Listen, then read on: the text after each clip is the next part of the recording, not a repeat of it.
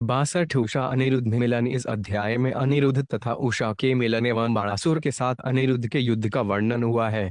राजा बलि के 100 पुत्रों में बाणासुर सबसे बड़ा था। वह शिवजी का महान भक्त था और वे बाण का इतना पक्ष लेते थे कि इंद्र जैसे देवता भी उसकी चाकरी किया करते थे।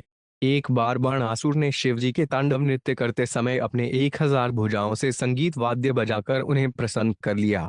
बदले में शिवजी ने उसे मुंह मांगा वर दिया। बाण ने शिवजी से याचना की कि वे उसकी नगरी के रक्षक बन जाएं।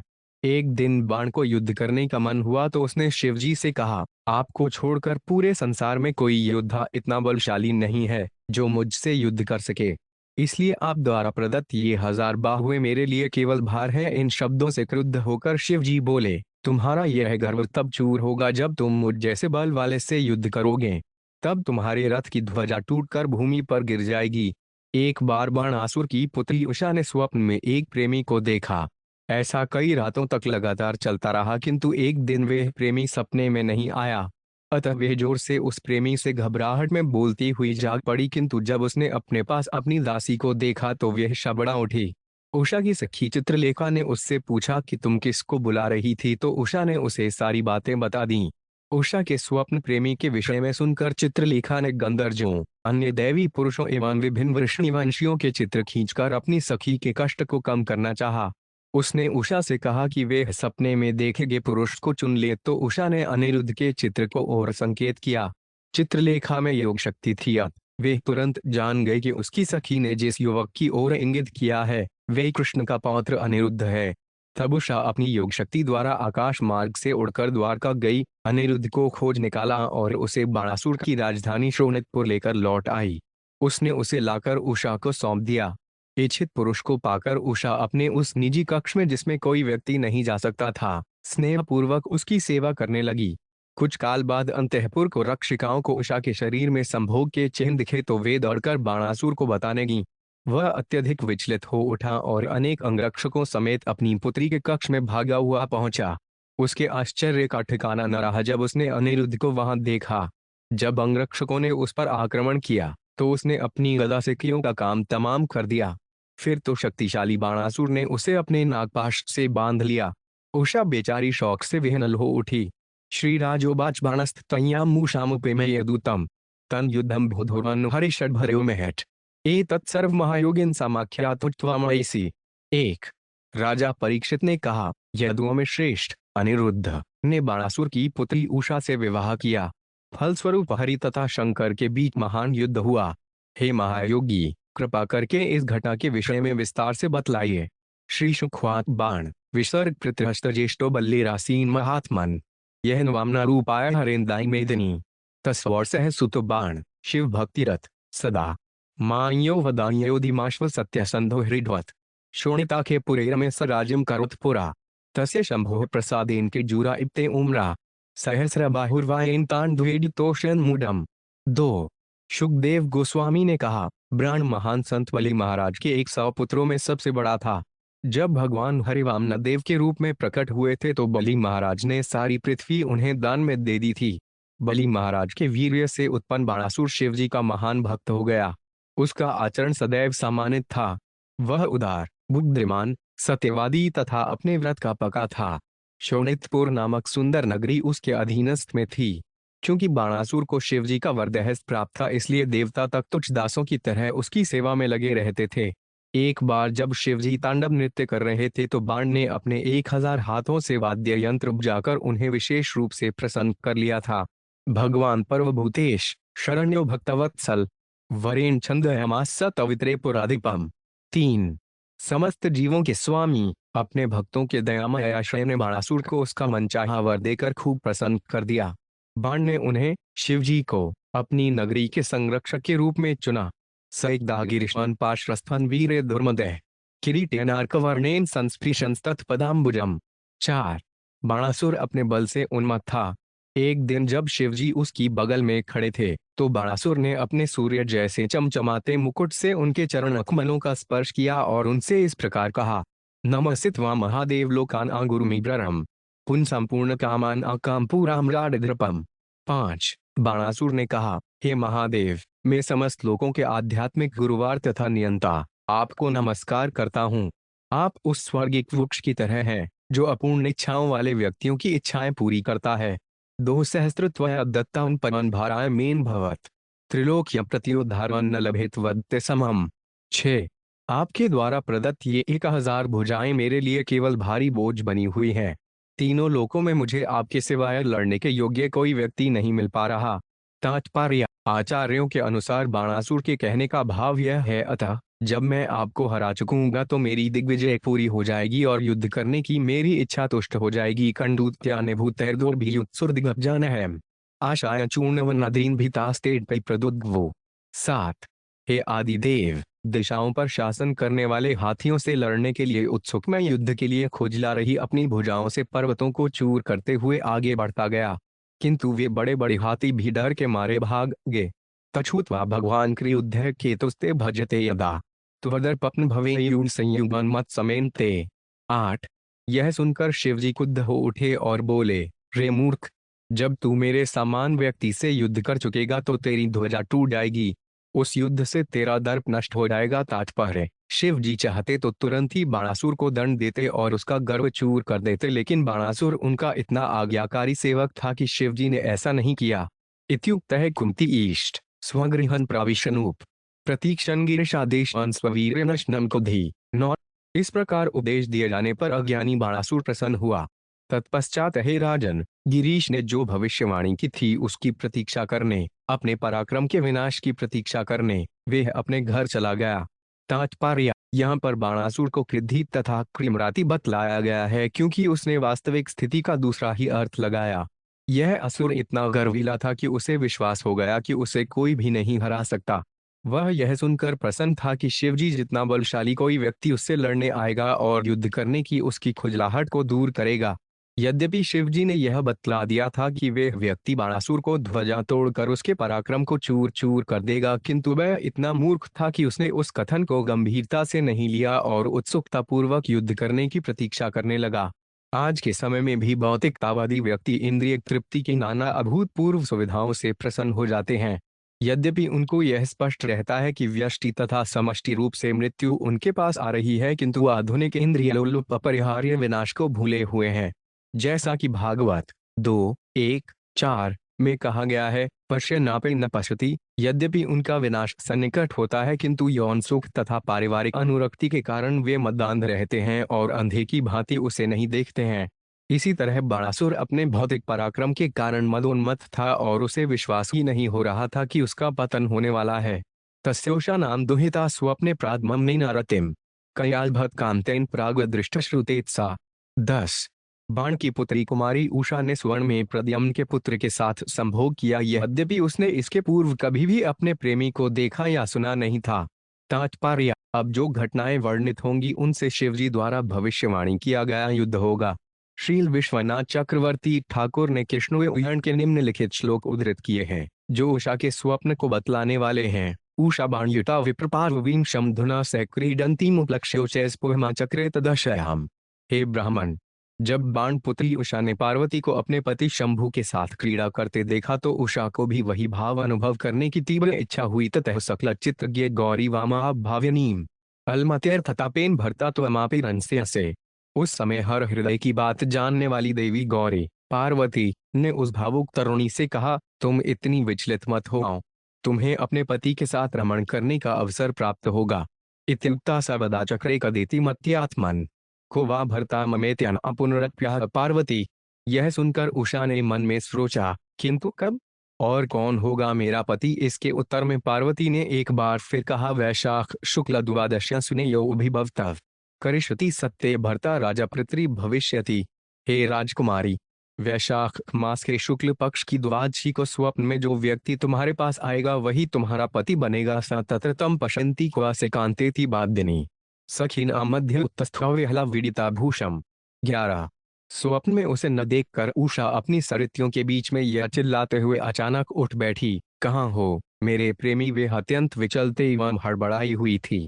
तात्पर्य: चेत होने पर तथा यह स्मरण करके कि वह अपनी सखियों के बीच में है, इस प्रकार से चिल्ला उठने से उषा के लिए उलझन में होना स्वाभाविक था। साथ ही वह उस प्रेमी व्यक्ति के प्रति अनुरक्ति के कारण भी बविहल थी जो उसे स्वप्न में दिखा था। बाणस्थ मंत्री कुंभांड श्रित्रलेखा च तत्सुता सखि पृच्छत सखीमुषा कौतूहल समन्विता। 12 बाणासुर का मंत्री कुंभांड था जिसकी पुत्री चित्रलेखा थी। वह उषा की सखी थी, अतः उसने उत्सुकता पूर्वक अपनी सखी से पूछा, कत्व मृगे से सुश्रू की शस्ते मनोर्थ है हस्तग्राहन न ते दद्यापि राजप्रिय प्लक्षय। 13 चित्रलेखा ने कहा, हे सुंदर भौहों वाली, तुम किसे ढूंढ रही हो? तुम यह कौन सी इच्छा अनुभव कर रही हो? हे राजकुमारी, अभी तक मैंने किसी को तुमसे पाणी ग्रहण करते नहीं देखा। ईरिष्ट है कश्री न रह स्वप्न श्याम कमललोचने पीतवासा बृहद्बाहुयोषिता हृदयंगमय। 14 उषा ने कहा, मैंने सपने में एक पुरुष देखा जिसका रंग सांवला था, जिसकी आंखें कमल जैसी थीं, जिसके वस्त्र पीले थे और भुजाएं बलिष्ठ थीं। वह ऐसा था जो स्त्रियों के हृदयों को स्पर्श कर जाता है। तमहम मृगे कांत पायित्वाद्रन्मशथु क्वाप्यातः स्परिहति चिप्त्वा मावुजिनार्णवे। 15 मैं उसी प्रेमी को ढूंढ रही हूँ। मुझे अपने अधरों की मत्थु पिलाकर वह कहीं और चला गया है और इस तरह उसने मुझे दुख के सागर में फेंक दिया है। मैं उसके लिए अत्यधिक लालायित हूँ। चित्रलेखो बात व्यसंते डप कर्षामि त्रिलोक्यां यदि भाविते तमानेशे बरहन्यस्ते मनोहरता तमादेश। 16 चित्रलेखा ने कहा, मैं तुम्हारी व्याकुलता दूर कर दूंगी। यदि वह तीनों लोकों के भीतर कहीं भी मिलेगा तो मैं तुम्हारे चित्त को चुराने वाले इस भावी पति को ले आऊंगी। तुम मुझे बतला दो कि आखिर वे है कौन। तात्पर्य यह बात रुचिकर है कि चित्रलेखा नाम ऐसी स्त्री का सूचक है जो चित्र बनाने में निपुण हो। चित्र का अर्थ है उत्तम या नाना प्रकार के और लेखा का अर्थ है चित्र बनाने की कला। जैसा कि अगले श्लोक में बतलाया गया है, चित्रलेखा अपने नाम को सार्थक कर देती है। इत्युक्त्वा देवगंधर्व सिद्धचारण पनगान दैत्य विद्याधराण्यक्षान मनुजांश यथा लिखत। 17 यह कहकर चित्रलेखा विविध देवताओं, गंधर्वों, सिद्धों, चारणों, पनगों, दाटियों, विद्याधरों, यक्षों तथा मनुष्यों के सही सही चित्र बनाती गई। मनुजेषु सवृष्णीन शूर्मान कदुन्दुभिम व्यलिखद्राम कृष्ण च प्रद्मुम्न वीक्ष लजिता। 18 अनिरुद्धान विलिखितान वीक्षयोषावाड मुखिया सोडसाव सावित्री प्रहस्मयमाना महीपते। 19 हे राजन, चित्रलेखा ने मनुष्यों में से वृद्ध नयों के चित्र खींचे जिनमें शूरसेन, आनकदुन्दुभि, बलराम तथा कृष्ण सम्मिलित थे। जब उषा ने प्रद्युम्न का चित्र देखा तो वह लजा गई और जब उसने अनिरुद्ध का चित्र देखा तो उलझन के मारे उसने अपना सिर नीचे झुका लिया।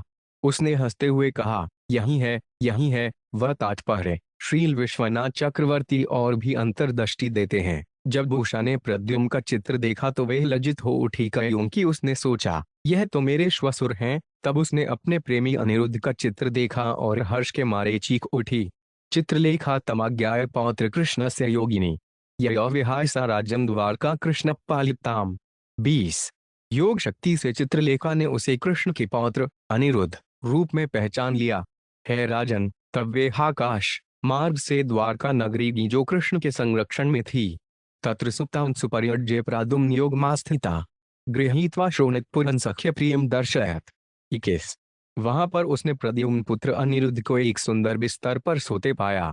उसे वह अपनी योग शक्ति से शोणितपुर ले गई जहां उसने अपनी सखी उषा को उसका प्रेमी लाकर भेंट कर दिया। तात्पर्य श्रील विश्वनाथ चक्रवर्ती ने इस श्लोक की टीका इस प्रकार की है। यहाँ यह बतलाया गया है कि चित्रलेखा ने योग शक्ति का प्रयोग किया, योगमास्थिता, जैसा कि हरिवंश तथा अन्य ग्रंथों में बतलाया गया है। उसे अपनी शक्ति का प्रयोग इसलिए करना पड़ा क्योंकि जब वह द्वारका पहुंची तो वे भगवान कृष्ण की नगरी में प्रवेश करने में अपने को अक्षम पा रही थी। उसी समय श्री नारद मुनि ने उसे प्रवेश करने की योग कला का उपदेश दिया। कुछ विद्वानों का यह भी कहना है कि चित्रलेखा स्वयं योग माया की अंश थी। सातां सुंदर व्रन विलोक्य मुदितान्ना दुष्प्रेक्ष्य स्वगृहे पुंभीरे में प्राद्यम्निना समम। 22 जब उषा ने पुरुषों में सर्वाधिक सुंदर उस पुरुष को देखा तो प्रसन्नता के मारे उसका चेहरा खिल उठा। वह प्रद्युम्न के पुत्र को अपने निजी कक्ष में ले गई जिसे मनुष्यों को देखने तक की मनाही थी और वहां उसने उसके साथ रमण किया। परार्ध्यवा सहस्रगंध धूप दीपासनादिभिः प्राण भोजनब शैज्वाक्य शुश्रूषा जितहतेस गुड है कन्यापुरे शश्वत प्रवृद्ध स्नेहयत्या नाहर गणांस बुद्धे उषा पहतेन्द्रिय। 24 उषा ने अमूल्य वस्त्रों के साथ साथ मालाएं, सुगंधियां, धूप, दीपक, आसन इत्यादि देकर श्रद्धापूर्ण सेवा द्वारा अनिरुद्ध की पूजा की। उसने उसे पेय, सभी प्रकार के भोजन तथा मधुर शब्द भी प्रदान किए। इस तरह तरुणियों के कक्ष में छिपकर रहते हुए अनिरुद्ध को समय बीतने का कोई ध्यान न रहा, क्योंकि उसकी इंद्रियां उषा द्वारा मोहित कर ली गई थीं। उसके प्रति उषा का स्नेह निरंतर बढ़ता जा रहा था। तां तथा यदुवीरेण भुज्यमान आहत अव्रताम हेतुभिर्लक्षया चक्रुरापूयितां दुष्वचदये। 27 भटा आवेद्या चक्र राजस्ते दुहितुर्वयम् विचेष्टितां लक्षयाम कन्याया कुलदूषणम। 26 अंत में रक्षिकाओं ने उषा में संभोग सहवास के अचूक लक्षण देखे, जिसने अपना कौमार्य व्रत भंग कर दिया था और यदुवीर द्वारा भोगी जा रही थी, तथा जिसमें माधुर्य सुख के लक्षण प्रकट हो रहे थे। ये रक्षिकाएं बाणासुर के पास गईं और उससे कहा, हे राजन, हमने आपकी पुत्री में अनुचित आचरण देखा है, जो किसी तरुणी के परिवार की ख्याति को नष्ट भ्रष्ट करने वाला है। तात्पर्य: श्रील विश्वनाथ चक्रवर्ती ठाकुर ने भटा शब्द की परिभाषा स्त्री रक्षिका दी है, जबकि जीव गोस्वामी इसकी परिभाषा जंगा तथा अन्य के रूप में दी है। व्याकरण की दृष्टि से दोनों ही ठीक हैं। रक्षकों को भय था कि यदि बाणासुर को अन्य स्लनोद से उषा के कार्यकलापों का पता चल जाएगा तो वे उन्हें कठोर दंड देगा, इसीलिए उन्होंने स्वयं जाकर उसे जानकारी दी कि उसकी युवा पुत्री अब निर्दोष नहीं रही। अनपाई गुप्तयाश्वगृहे प्रभो कयाया दृश्यमान पुंभिर्दुष्प्रेम याया न विद्या है।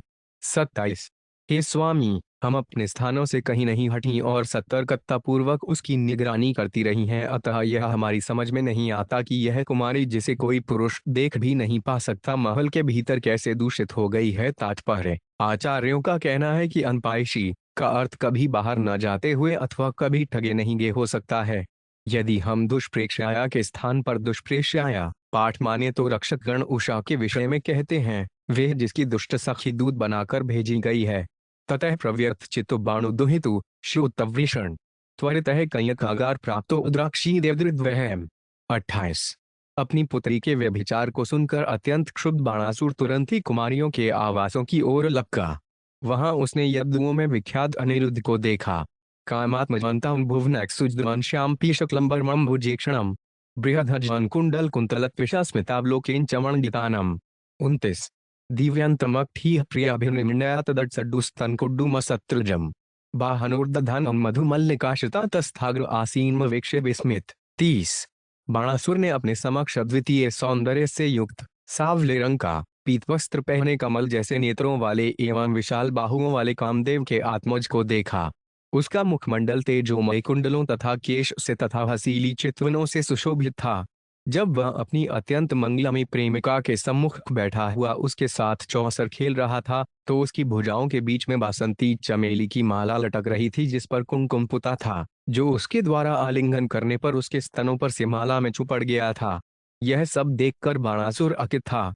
तात्पर्य: बाणासुर अनिरुद्ध की निर्भीकता पर चकित था। यह राजकुमार उस तरुणी के कक्ष में शांतिपूर्वक बैठा था और बाणासुर की कुमारी कन्या के साथ खेल कर रहा था। वैदिक संस्कृति के परिप्रेक्ष्य में ऐसी घटना देखना अविश्वसनीय था। 57 प्रविष्टान वृत्त माता थी भिभटैर्निक एर्वलोके माधव उद्यम्य मौर्व परिज्ञान व्यवस्थित यथांत को दंडथ रोजिघांसया। 31 बाणासुर को अनेक सशस्त्र रक्षकों सहित घुसते हुए देखकर अनिरुद्ध ने अपनी लोहे की गद्दा उठाई और अपने ऊपर आक्रमण करने वाले पर प्रहार करने के लिए सन्नद्ध होकर तनकर खड़ा हो गया। वह दंडधारी साक्षात काल की तरह लग रहा था। तात्पर्य: उसकी गद्दा सामान्य लोहे को नहीं अपितु विशेष प्रकार के लोहे को मुरु को बनी थी। जिघृक्षया तान परितः प्रसरपतः शुनो यथा शुक्रयूथ पोपाचानत ते हयमाना भवनाद्वि निर्ता निर्भिन्न पूर्थोर्भुजा प्रदुद्भु। 32 जब रक्षकगण उसे पकड़ने के प्रयास में चारों ओर से उसकी ओर टूट पड़े तो अनिरुद्ध ने उन पर उसी तरह वार किया जिस तरह कुत्तों पर सुअरों का झुंड मुड़कर प्रहार करता है। उसके वारों से आहत रक्षकगण महल से अपनी जान बचाकर भाग गए। उनके सिर, जांघें तथा बाहुएं टूट गई थीं। तनागपाशबलि नंदनो बलिनंतां स्वसैन्यान् कुपितो बबंधः उषाभूषण शोक विषाद विलाबद्ध निशम्या शुक्लाधरात्सीतु। 33 किंतु जब अनिरुद्ध बाण की सेना पर प्रहार कर रहा था तो शक्तिशाली बलिपुत्र ने क्रोधपूर्वक उसे नागपाश से बांध लिया। जब उषा ने अनिरुद्ध का बांधा जाना सुना तो वह शोक तथा विषाद से अभिभूत हो गई। उसकी आंखें आंसू से भर आईं और वह रोने लगी। तात्पर्य: आचार्यों का कहना है कि बाणासुर भगवान कृष्ण के बलवान पौत्र को वास्तव में बांध नहीं पाया, किंतु भगवान की लीला शक्ति से ऐसा हो सका जिससे आगे होने वाली घटनाएं घट सकें। इस प्रकार श्रीमद् भागवत के 10वें स्कंद के अंतर्गत उषा अनिरुद्ध मिलन नामक 62वें अध्याय के श्रील भक्तिवेदांत स्वामी प्रभुपाद के विनीत सेवकों द्वारा रचित तात्पर्यपूर्ण हुए।